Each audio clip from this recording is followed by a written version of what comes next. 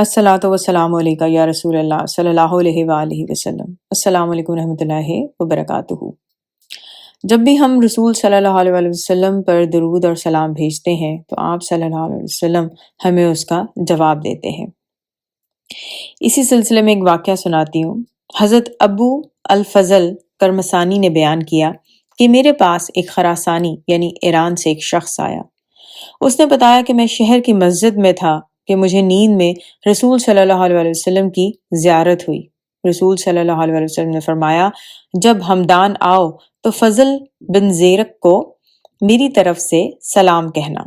میں نے عرض کیا، یا رسول اللہ صلی اللہ علیہ وسلم، یہ کیوں؟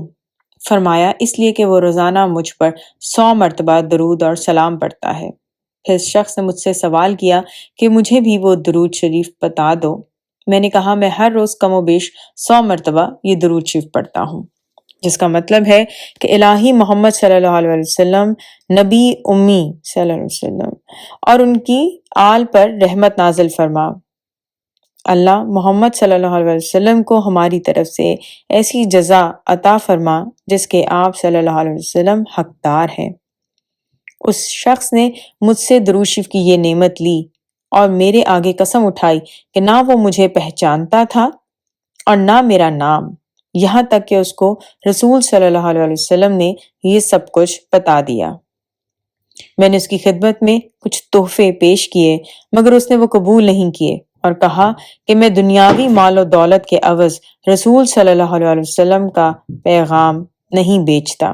یہ کہہ کر وہ شخص چلا گیا اور پھر میں نے اب تک اسے کہیں نہیں دیکھا۔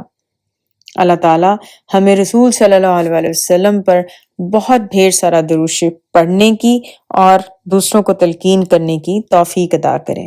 الصلاۃ والسلام علیکہ یا رسول اللہ صلی اللہ علیہ وآلہ وسلم۔